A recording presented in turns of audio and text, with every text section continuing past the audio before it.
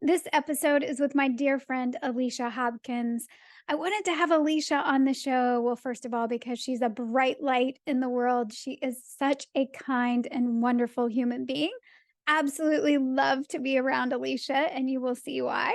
But I wanted her to talk about her book. It is a book/journal called Bring Your Shit to Light.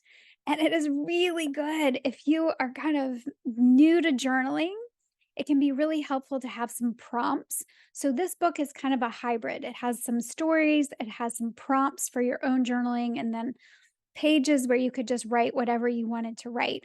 You could also, she has some 30-second meditations and then some writing prompts.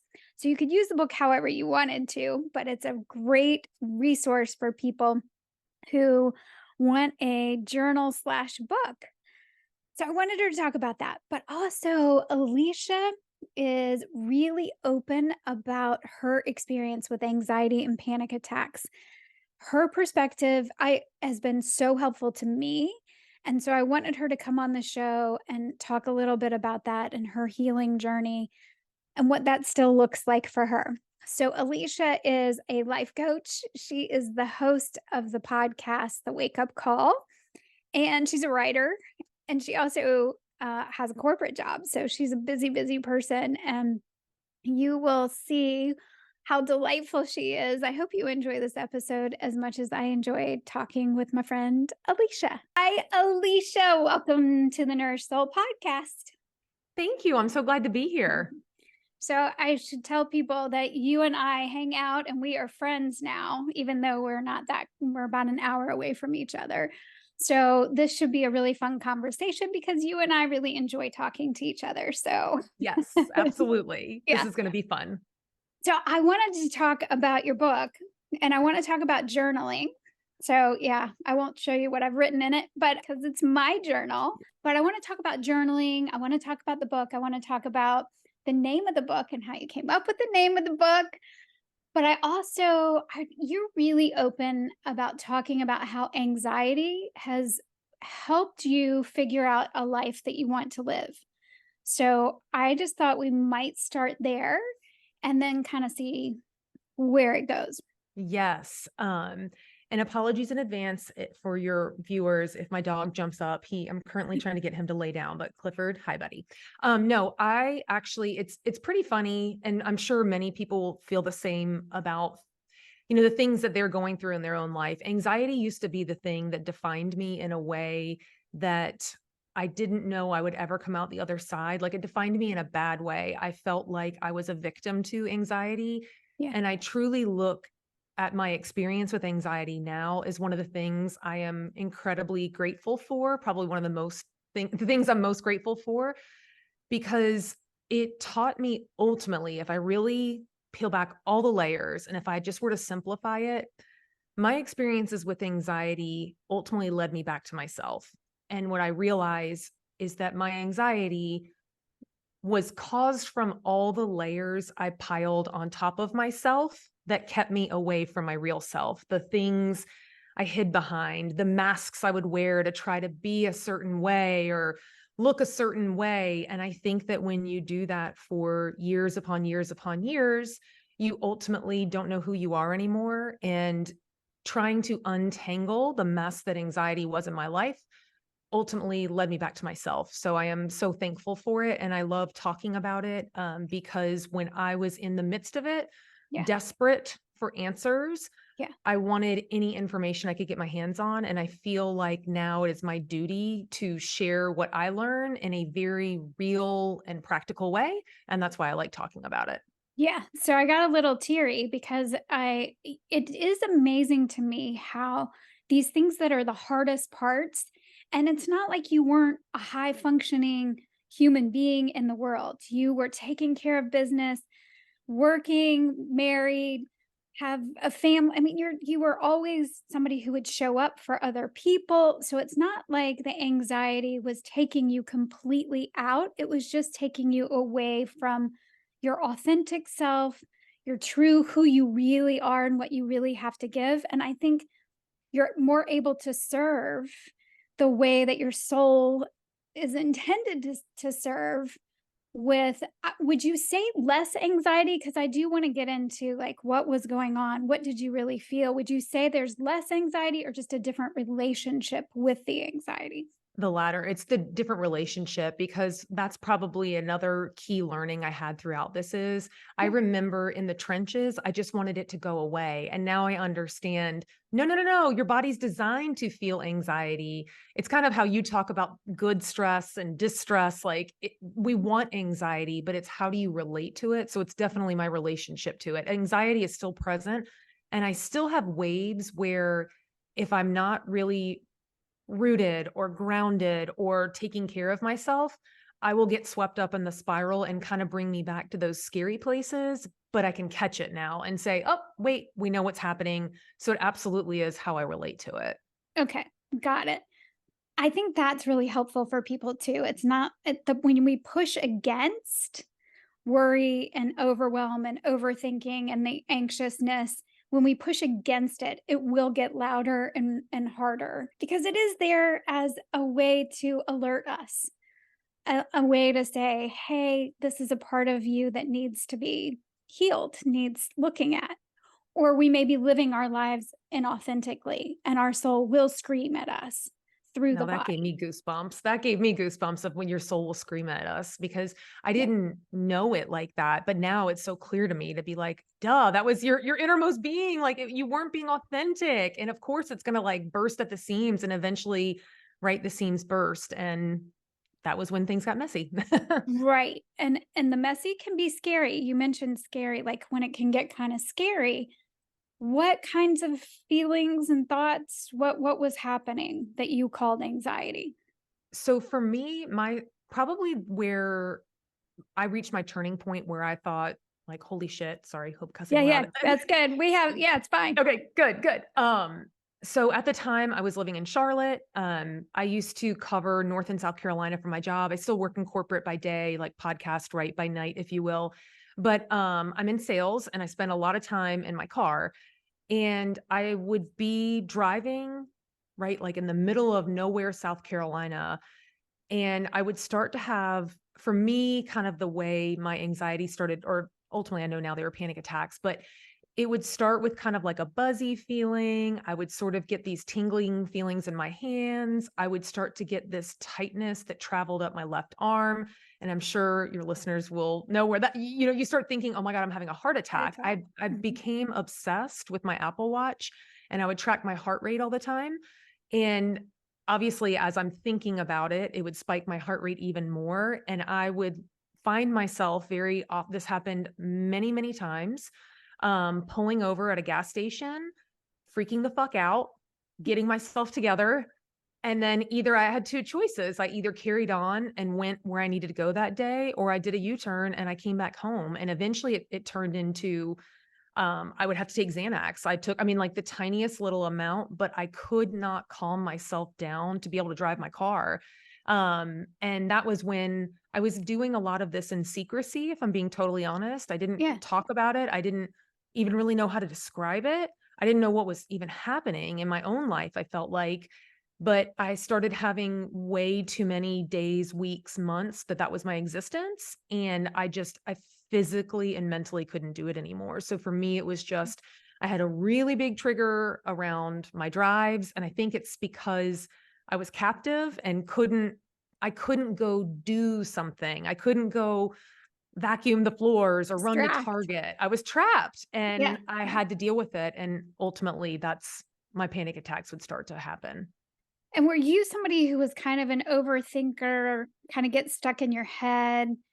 Well, Yes. I I think I already know the answer to that, but I just want people to see, like, there's kind of a spiraling for people, and it can be in a moment, it can kinda spiral for you. I don't know if that's down or up, but it's spiraling out of control, or it can be kind of over time that just ignoring the signs that your body is telling you that you're not living an authentic life. This is not you're not addressing some things and taking care of your mind, body, soul in the way that you could be. So were there Absolutely. other things besides overthinking, maybe overwhelm? I don't know. I don't wanna put words in your mouth. No, I think it's interesting because I think you described things really well, and for me, I think what ended up happening is it was years of living a life that I thought I was supposed to. So it was both these chronic stressors Yeah, and then acute stressors that would kind of explode the chronic stressors. But right. for me, it was I definitely overachiever. I mean, I did all the things, right? But I would say probably the thing to my detriment, I was a fixer and a people pleaser. I never wanted to disappoint someone. So I think that I just put my body into overwhelm by I never had downtime. I never spent time with myself or with my thoughts, which is interesting where ultimately sort of journaling comes into the I was like, picture. yeah, That's okay. right, Yeah. and it's crazy to in right hindsight being 2020, I know now that was a big piece of me developing that connection with myself again by just stopping and having time to put pen to paper of thoughts. It could be 3 words or 3 pages, but yeah, to answer the original question, it was just I could not slow down and I did not spend time with myself to even give my body, my mind, my soul a second to feel an emotion other than stressed. Wow. Okay. Right. So journaling, I wanted to, was there a moment where I think the drives, obviously, there must have been a moment where was it a moment or was it just sort of over time? Like, I cannot live like this. I've got to find some answers. It happened over time because in the Okay. moment, I Yeah. was like, "This is bullshit, like, what the hell is going." Well, I honestly thought I was dying, so I started I I'm mean, I not went to laughing because No, I know how I that. literally thought I mean, I God bless my primary care physician, and for all the things that our healthcare system is not, I was very lucky that I had a fantastic practitioner inside a large healthcare system. However, she did believe in holistic measures. She was a godsend to me, and she would do all of the testing, the workup so that I could have peace of mind to know that I wasn't having a heart attack. And it's almost like I had to triage to know that I wasn't officially dying, and then we could start looking at, like, the mental emotional connection. So, it I think honestly the breaking point was just living like that just for months on end, and I don't know, I don't even know, it's weird to think back on it now. It was just a collection of little pieces that ultimately added to, like, the moment where I'm like, "I just can't keep doing this anymore." Right. And so I know journaling, we're going to talk about journaling. And I didn't realize that a lot of people don't even know what journaling is or they want to know how to do it. So we'll get into that. Were there things along with or before journaling that you found yourself attracted to help with the anxiety? Yes, definitely. Yeah. So, I always moved my body, which was ultimately one of the things that ironically did cause me anxiety because I had a lot tied up around body image and striving for a certain type of body. So that was one of those double-edged swords. Movement was really good, but it's how are you using movement? But ultimately, movement has been there. But an excellent primary care physician. I did use medication for a period of time. I never ended up going on. I remember I was, written a script for an antidepressant. I took it once and I freaked out and never took it again, but I did take Xanax for acute episodes. Mhm. And then I ultimately got into therapy, and the psychologist I went to really helped me. She was more based on mindfulness and Mhm. really teaching me to understand my thoughts. And when I could slow my thoughts, I started slowing some of the physiological responses. So really in the beginning, I'd say I had a great primary care physician, therapy, movement, and I did rely on medication there for instances. Right. Which, for acute, I think you sometimes you gotta do what you can do at the time. Absolutely. And I love the mindfulness part. I think a lot of us make our way to some sort of therapy or something that has to do with giving ourselves space and permission to at least begin to explore the emotions, explore what's underneath all Yes. of these experiences that we were calling anxiety, right? To give yourself at least a little bit of that beginner's mind. That's why I like mindfulness there's a gentleness, I think, in it of just being aware without judgment of what's Yes. happening. So that's helpful. When did you were you I'm guessing you were always somebody who liked to journal, but when did you start using it therapeutically? Well, it's funny is that, and this has been some things that I've kind of like put the pieces together. Again, hindsight being 2020. When I was young, I had a diary like most kids do, Right. and I used it kind of as a diary, but I would also write stories or whatever, right? And then Mhm. there were many years that I never touched a notebook ever again. Just life got busy. I moved away from the practice.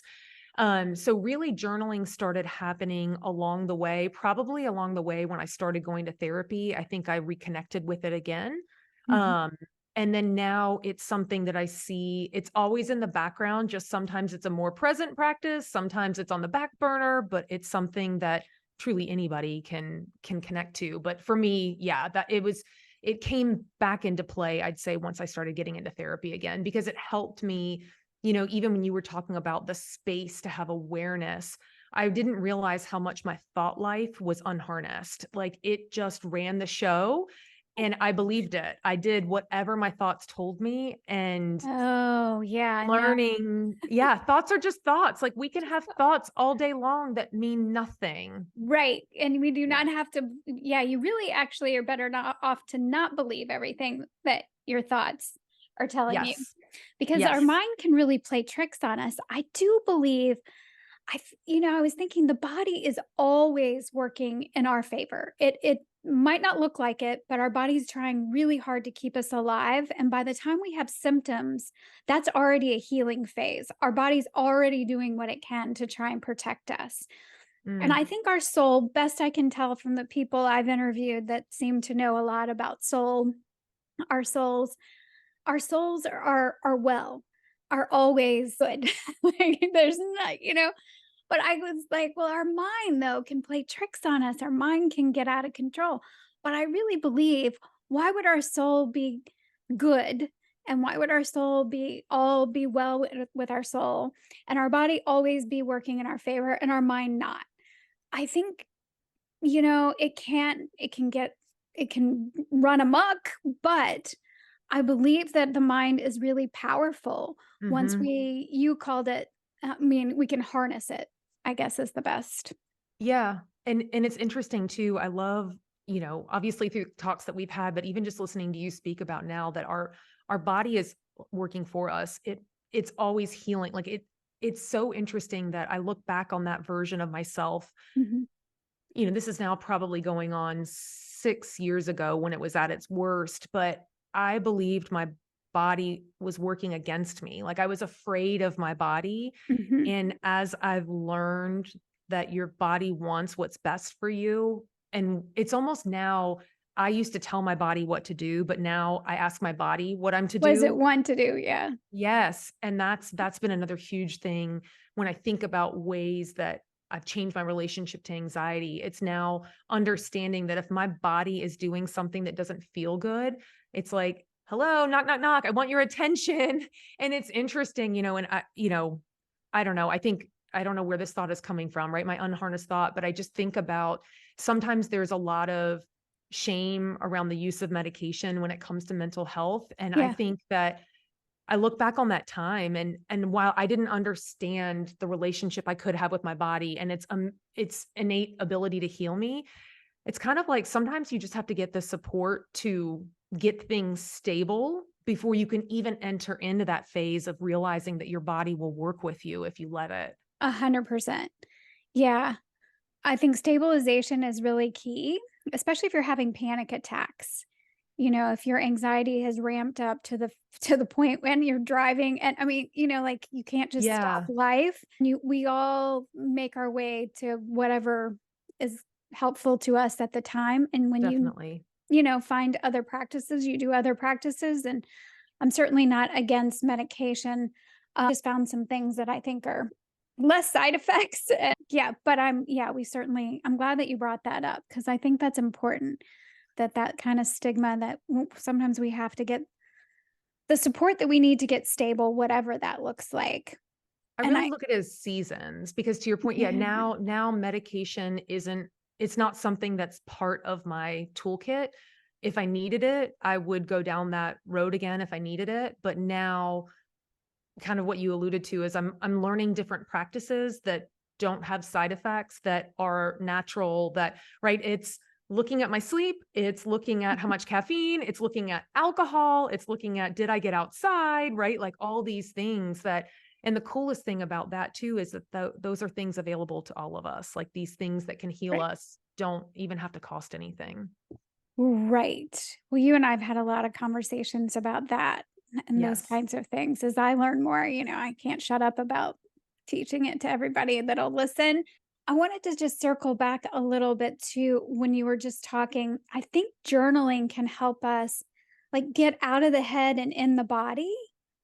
And so you and I have talked about this a lot too, because it's really challenging for me. I'll have a thought and I'm already gone. Like Yeah. I've already moved on the thought before I've even asked my body.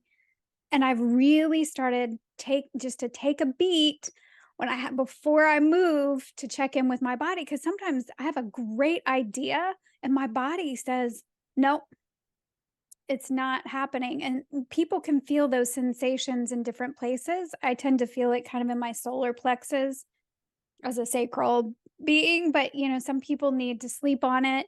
Some Mhm. people need to take a minute or a day or whatever to feel their way through something, but to give yourself some space just because you have an idea or a thought without checking in with your body. Does this actually feel like something my body wants? And I've noticed when I write, I can feel it even more. I can get the sensation of yes or no.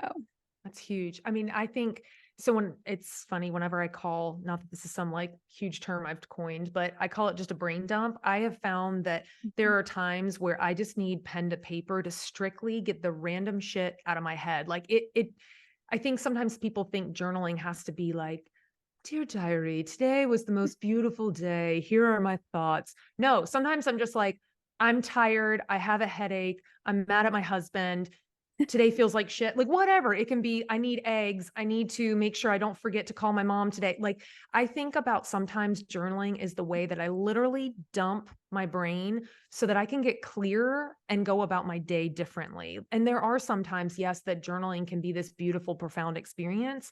But to your point, if I feel, for me, I get really buzzy, I can feel like I'm just like ding, ding, ding, ding. That's a huge indicator to me that Yeah. I haven't made some space for stuff that's floating around in my head. And very often that's a time that I'm just like, okay, let me just sit down, get a couple, like get the thoughts out. And there is something very therapeutic about the slowing, right? We're in such a technology based world, but to take old school pen and paper slows the thoughts. And for those of us that tend to be type A, we are wound tight. We do everything fast, fast, fast, now, now, now. Yeah. It is a major blessing to slow down and write your words on pen to paper. So for me, it's just a way that I can kind of clear the junk so that I can see the day, I can get connected back to my body, and I can just kind of have like a level playing field again. Yeah. And I'm working really hard to get all the electronics off of me and away from me by 8:30 p.m. So I've already got my blue blockers on before then, but I really try to put my phone away, put everything away. And it's a great time for me to write, to pick up. That's why I keep yearbook beside my bed, but I have spiral cheap notebooks that I keep everywhere because I really like pen to paper. If I have Yes. an idea, I like to put it down there, my to-do list, and I will have some profound stuff sometimes. Occasionally, I have some profound thoughts that I put down and then there'll be like a to-do list or a grocery list in between. Yes. And then a little, sometimes a short story. I mean, like it's all mixed up. So there's no right or wrong way to use a No. journal. No, not at all. And I love that you mentioned that too, is that I know I've even found that I keep Post-it notes or pads in Yeah. multiple places. I have one on my kitchen island, I have one in my car, I have something near my bed, and I have my actual Mhm. journal. But I find sometimes just writing it, I mean, I've literally been driving and I have an idea for a podcast episode, and I just write it down so I can let it go. And then it's like, okay, Yeah. cool. Then my brain's not worried, like, are you going to forget? Are you going to forget? But I'm a big fan of just having access to pen and paper in multiple places in your life. I agree. I'm the same. So your book, your journal, but also it's a book and a journal, is Bring Your Shit to Light. So you deserve more than what your limiting beliefs are telling you. So it's a lot about limiting beliefs and getting, giving ourselves some space to think about what those limiting beliefs might be, what are our thoughts telling us, and check that, right? Absolutely. No, and I love how you described I kind of think of this as if a book and a journal had a baby. It's this hybrid Yeah. sort of book, sort of journal. Yeah. And, you mentioned earlier the title, and it's one, I cuss, and it's funny. I feel like I'm the unexpected cusser. People, the first time they ever hear me drop an F bomb, they're like, I didn't see that coming. I'm like, it's my favorite word. Um, but I believe in bringing, right, even what we talked about in the very beginning, a lot of my anxiety came from not being me through and through. And I am just someone who Mhm. I cuss. I don't think I'm like a sailor, but it comes out. So it felt only natural to bring that to the title. But what I really mean by it is we all have shit. Why are we hiding it? And that's something too that I feel very strongly about talking, and why I don't mind being vulnerable, because if me sharing something gives you permission to, even if you're just admitting it to yourself, like maybe you Mhm. don't feel like you want to get out and talk about your stuff to the world, cool, but can you at least acknowledge it to yourself and to your a family member, to whatever. I think that so many of us go through things siloed and independently, and we swim in our own bullshit, and we think there's something inherently wrong with us. But the irony is the person sitting next to you is swimming in their own bullshit. So we're all in our own shit, but we're not talking about it. So the intention of this book slash journal is that I share some things that have been on my mind and my heart, so that maybe it helps you identify something in your own life that maybe it's not the exact same, they're a collection of these short little essays or stories. Maybe the details won't be the same for you, but maybe it will jostle something in you that you think, huh, I didn't think about that. Maybe this is something I haven't acknowledged or I've been hiding behind. And I also think that sometimes, we've talked a lot about what people think journaling is or what it isn't. And I think sometimes people do feel overwhelmed and they think, I don't know how to do it. Well, first of all, spoiler alert, there's no right or wrong way to journal. But if you are someone that you feel like you need a little bit of support with it, that's what I feel like the setup of this journal is that it's kind of teeing some things up for you that you can then explore or expand upon, so that you don't feel like you're opening a blank notebook and think, holy shit, where do I start? So this Right. can support you in that and giving you a starting point. Yeah. And I love you and I had a conversation this weekend. So I wanted to just bring up, we had a lot to say this weekend because we caught up.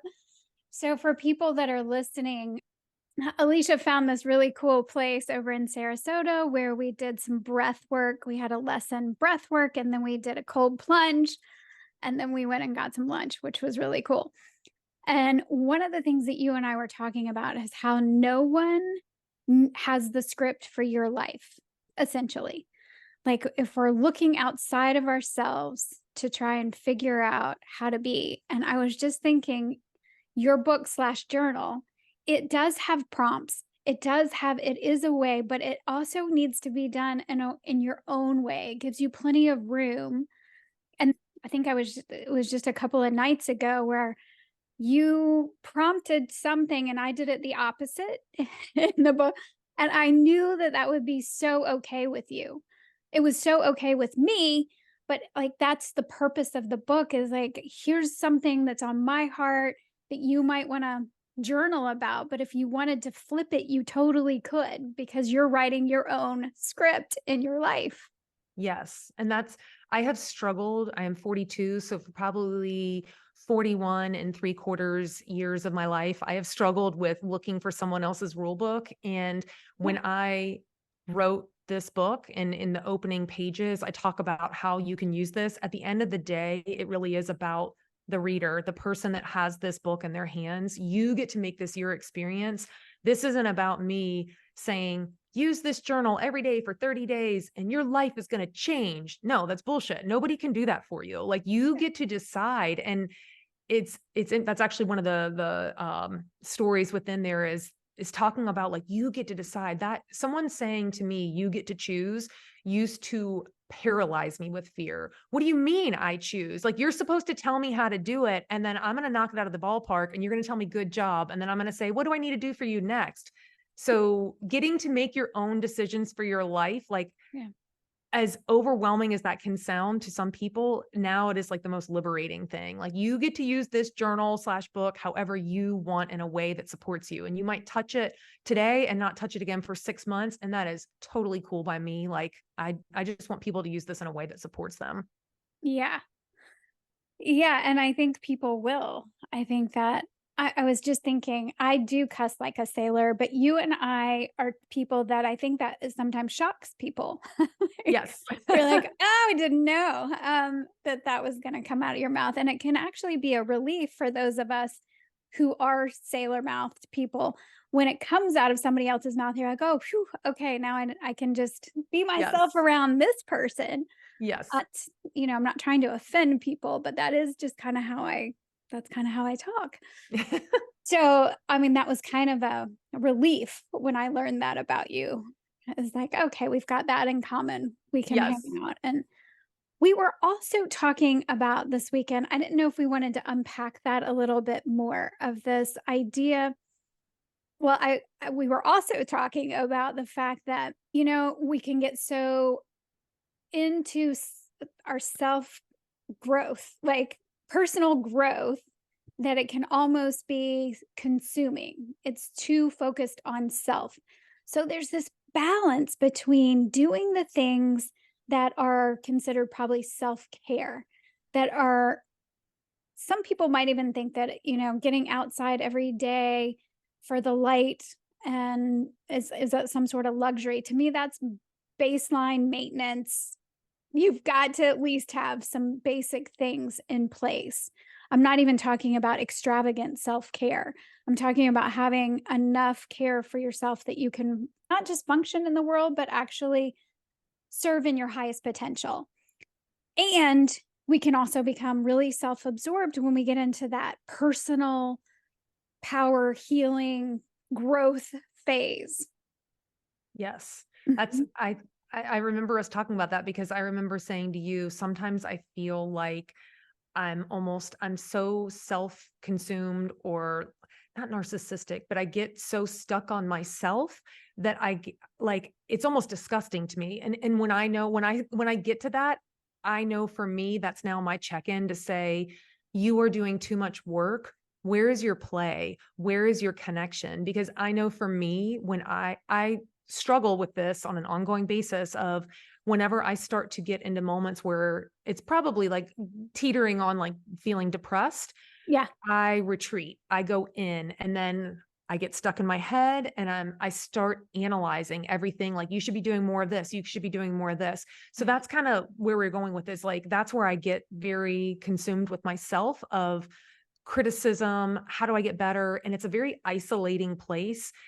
And I do think we live in a world of all these messages about, right? It's hard to be on social media or even look at podcasts. There's so much around personal development. I mean, I love the shit. Like, personal development is my jam. But if I find myself and that's the only space I live in, I lose touch of other parts of myself that are just real life, of taking my dog on a walk, calling my sister, watching stupid reality TV just because. Like, we can't be all or nothing. And I think that sometimes that's when, yeah, just in that the self-help world, it's the coolest place. And sometimes we have to come up for air. Yeah. And I think it's the balance. I think because we are meant to serve, but you can't serve if you're in a depleted place. And what I mean by serve is not that over people pleasing. People pleasers are actually, y'all are some of the healthiest people in the world when you get your own needs met Mm, first. So if you're trying to come from this depleted place, then it's just going to be about resentment and you're going to feel awful. But when you are really filled up, then your people pleasing is just this beautiful service to the world. Those of us who aren't really people pleasers, but we serve in some other way. Like, I do believe that our souls are here to connect, to not be so consumed with self, but how we could maybe help in the world in some way. I love that. I love that. But not if you're depleted, Right. not if you're coming from this really low voltage place. And our thoughts and our feelings have frequencies.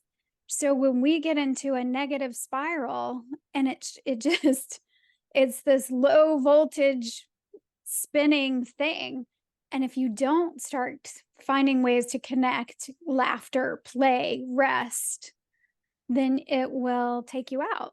It absolutely will. I remember talking to you too this weekend of saying like, as I said earlier, self-help, like all that stuff is my jam. And I told you I've been feeling repelled from the things that I typically consume with podcasts. And I have found myself just consumed with podcasts that are sarcastic, that make me laugh. And you had said that's taking care of yourself. And I'm like, you know what? You're right. It is like laughter is medicine. Yeah. And I think that there are cycles, seasons where there's a time and a place for certain types of podcasts or Yes. content or behaviors, thoughts, feelings, and then there's a season for something different.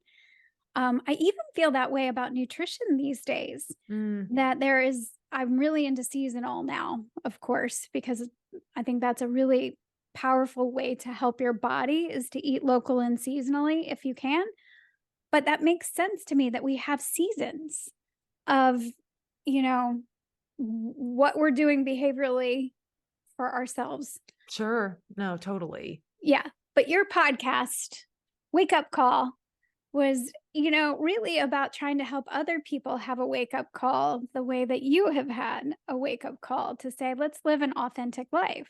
Yes, definitely. That's in my very first intro I had for the podcast. I'm now working on like my third iteration of it, but I said anxiety was my wake up call, and that's kind of what we even started the conversation with today is that Mhm. that was the thing that, right? What is it that they, like the universe whispers until it screams or until it has to slap you or whatever the saying is.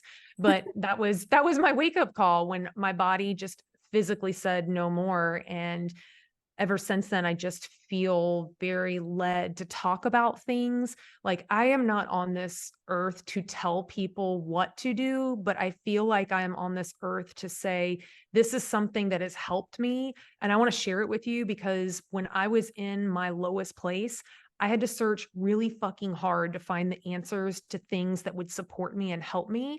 And now I feel like I want to scream anything that might work because I don't want people. I think sometimes we give up on ourselves when things get hard. And if you find yourself that you're struggling with anxiety or other mental health issues, life is already pretty hard. So why not share and hopefully, right, people take away something that impacts them in some way, shape, or form. Every single episode may not land with every single person, but before I record, every single time I say this little prayer and just ask for the words that need to be spoken for the ears that need to hear them. So my hope is that when people tune in, even if it's just one little thing that causes them to look at something in their life differently, and it supports them and helps them feel better in their mind, body, soul in some way, to me, then my work is done. Yeah. Can I get an amen? Yeah. Yeah, I mean, to me, that's the whole point, right? Of putting these episodes out. Same. Yes. Just to be helpful to people. And there are people out there that are struggling and hurting and not really knowing where to find the answers, but they keep Yes. trying to make it in the world. And I think, yeah, is there anything that we didn't touch on that you think would be helpful to talk about in terms of how you nourish your body, mind, soul?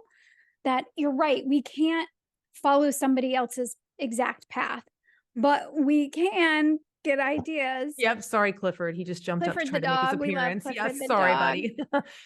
But, but to get some ideas of things that might that they might want to look into in terms of nourishing their body, mind, soul.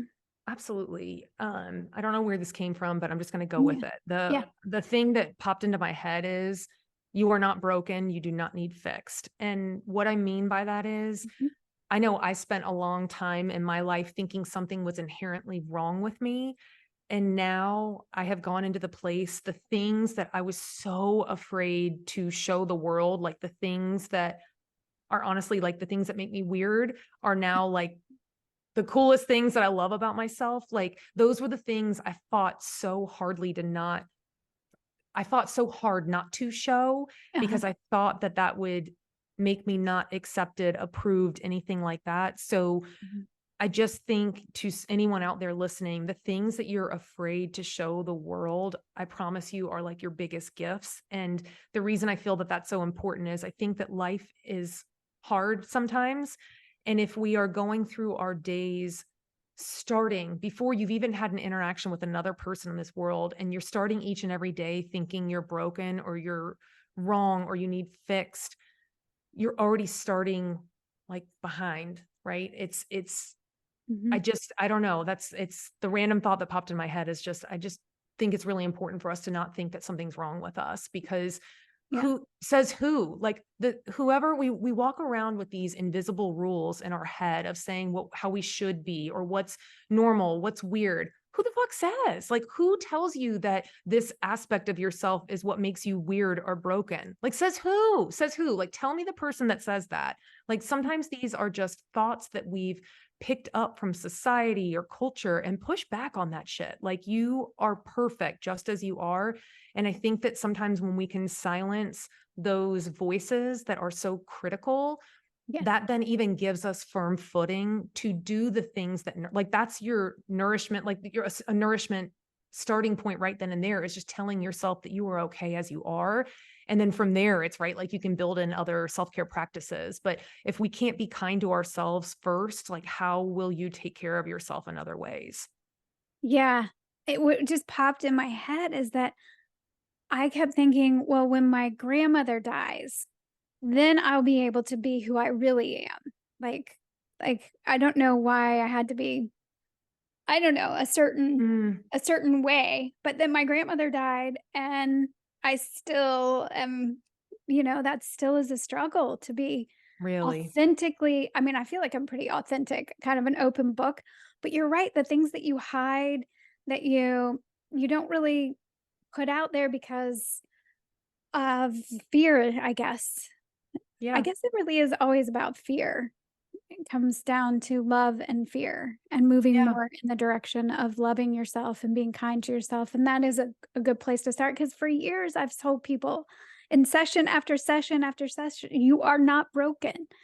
You don't Mhm. actually need to be fixed. And yet we still all carry some of these broken feeling pieces. Absolutely. And I have to say, I would be remiss if I did not shout out to you and thank you for the work that you do because I have been a client of yours. And I also obviously consider myself lucky to call you friend, but I learn from Yeah. you all the time. And you are one of those forces in my life that reflects back to me that it's okay to just be exactly who you are. Like from something that I would maybe have looked at as like weird or woo woo, but I'm leaning into these things that make me feel good and you give me safe space to talk about those things. So I just want to thank you for all that you do. Well, same. Yeah, I know we connected first, through a mutual friend, and you Mhm. wanted some nutritional therapy, and I was like, "Yeah, that's great, but I think we're probably gonna be friends, so I'll just do this for you because this is like," yeah, because I really feel like I'm so grateful for the connection and for being able to have friendships that even though I don't see you that often, I don't talk Right. to you that often, to know that I've got somebody that is always in my corner, likes the same weird stuff I do, is not gonna judge me if I say, "Listen to this cool thing." Yes. Yeah, even if you disagreed, it would be totally fine. Yes. Yeah, Well, so same. and I think, whatever the wake up call is for people, if today's the day where you say, "I am tired of living whatever, like this tired, this inauthentic, this whatever, stressed. If today is the day, then know that you are not alone. And once you take a step, I always feel like the path rises to meet you. The right people will come, the right sources will come. It just doesn't always feel like it's going to come. But if you have the courage to step in the direction that you think is towards a more authentic whole life, the path will rise to meet you. Well, that gave me full body goosebumps, which is always my sign of like, yep, Mhm. preach. Like you're on, like, yes, yes, yes, yes. So yes, that I 100% agree. Well, is there anything else that we missed that you wanted to share? No, I mean, I'm so thankful for the opportunity. It's funny. I wrote this book, this journal earlier this year, and I have not done a great job getting out and talking about it. So I just hope that, I hope it resonated with your listeners, and I just thank you for the opportunity. And if Mhm. anyone want, if anyone does want to check it out, it's available on Amazon. You can Mhm. find me on Instagram, learn more about it. But yeah, it's been one of these things. It's funny. We just moved about a month and a half ago, and in advance of our recording, I'm like, I should probably find a copy of this journal so I can actually look at it before I talk to Kelli. And I couldn't find it until about 5 minutes before we recorded. So I'm just having a moment of looking at it and saying, you know what, this thing is pretty cool. I feel proud of myself for this. So thank you for the Yeah. opportunity to talk about it. Yeah, I ordered mine on Amazon. It was easy peasy. So, yeah. Thank So you. people can get that. Yeah, well, Yeah, thank you. Thanks for taking the time to come on. I always love talking to you, and I thought this would be helpful, so I appreciate you. absolutely. I appreciate you. Thank you so much.